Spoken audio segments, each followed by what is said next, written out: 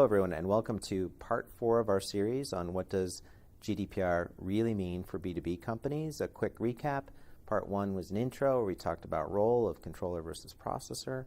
Part 2, we looked at IT performance standards.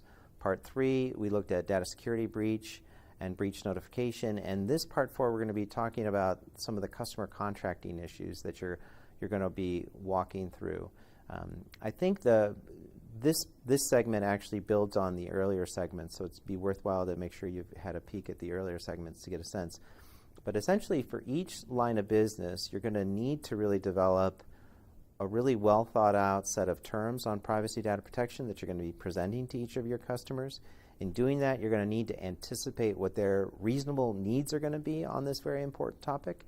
It's certainly part of what I think every customer is going through is an evaluation of its third-party relationships and how they're going to get ready to address GDPR.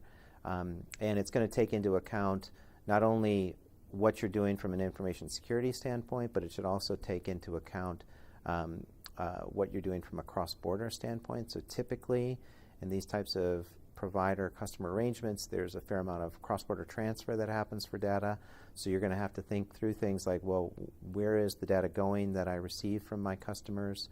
What types of data are going to be in there?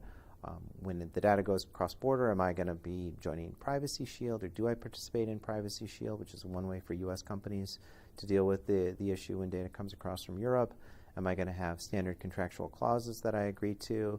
Is it going to be both? Am I going to do binding corporate rules for processors, which is a whole other layer, and not many companies have gone that path, but it's certainly a solution that I think is gaining a lot of interest and attention. And really, how am I going to structure this? Now, on the critical first point that we mentioned in the intro, the role for you of controller versus processor, it's going to be important that you've really thought through that issue in detail, because you may, across your customer base, see a wide variety of reactions. For example, if you decide that you really are a controller based on the data that you receive, the control you exercise on the flow down of that data to other parties, the fact that you might be a cloud infrastructure where you're really deciding a lot of where the means of processing of that data, which is one of the prongs or elements that goes into a determination on controller. If you look at all that and say, for this line of business, for this layer of data, we really are a controller, you're going to want to build up a pretty good playbook around that to explain that to customers.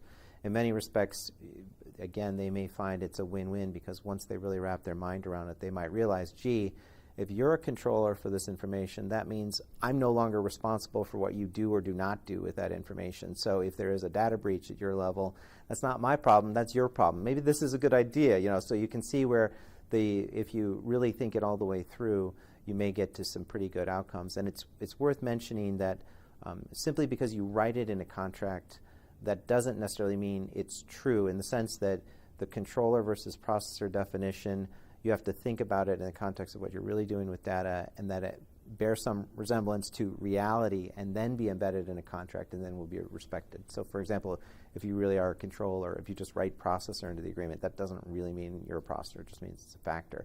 So all these things need to really be brought together. A couple other points to consider. When you're doing your upfront contracting with your customers, be mindful of what the flow down looks like to your vendors. So in other words, you shouldn't be taking on more duties at the customer level than you are able to push through and flow down into your vendor level. So be thinking through whether it's Privacy Shield or model contracts, making sure that whatever you're agreeing to up on the front end, you're flowing down into your vendor level, so you're not over-promising at the customer side. You also should be ready that different customers are really fundamentally going to possibly demand different solutions. So you may have some customers that really demand Privacy Shield, others that really demand model clauses, standard clauses, and so maybe you kind of need to be ready to go with both, depending on what it is that your customer base looks like. And final point is to look through, and we talked it before, I won't go into detail, in the data breach notification, we talked about some of the liability indemnity issues. It's worth it to look at that clip, so I'm not going to go over that again here.